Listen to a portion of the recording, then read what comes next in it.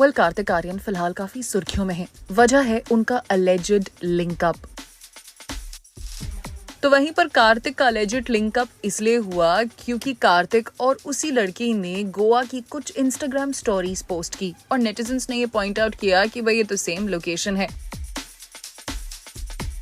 कार्तिक की तरफ से तो इस बात पर कोई ऑफिशियल कंफर्मेशन या डिनायल नहीं आया है, लेकिन हाँ, the alleged woman has definitely denied all the dating rumours. तो वहीं पर अब बात करते हैं कार्तिक आर्यन की। तो वहीं पर आइए जानते हैं कि कार्तिक आर्यन ने हमेशा से अपनी लव लाइफ को लेकर क्या कहा है।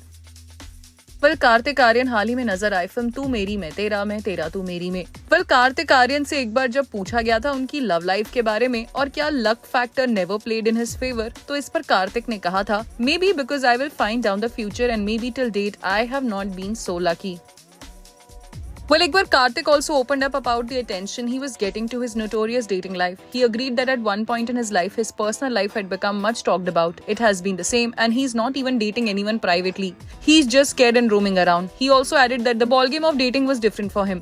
This was because he has been meeting limited number of people after he got famous. In his words, because of your work, you meet a very limited number of people. Your day goes in that zone. It becomes like that. You might earn a lot and become famous, but one thing is for sure that you can't buy love. I'm not dating anyone. I'm even called romantic hero, but I have been unlucky in love. So I feel I have to find the right person whenever that happens.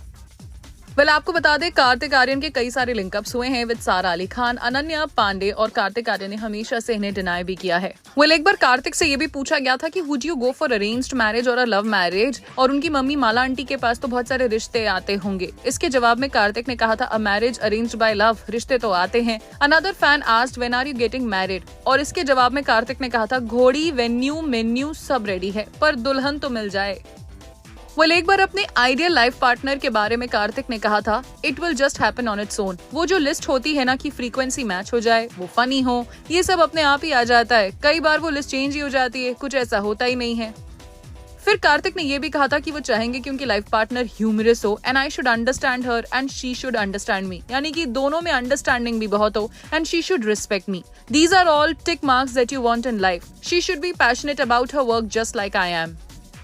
तो वहीं पर अपने dating preferences के बारे में बात करते हुए कार्तिक ने एक बार कहा था कि he would prefer to date and marry an actress, and this preference comes from a need for mutual understanding regarding the professional demands of his career.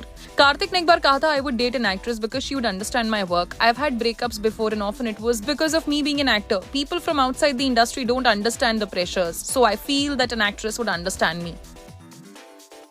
Definitely Kartik अपने पार्टनर्स को लेकर भले ही ओपन अप ना हुए हों, लेकिन उन्होंने अपनी डेटिंग प्रेफरेंसेस को हमेशा से बयां किया है।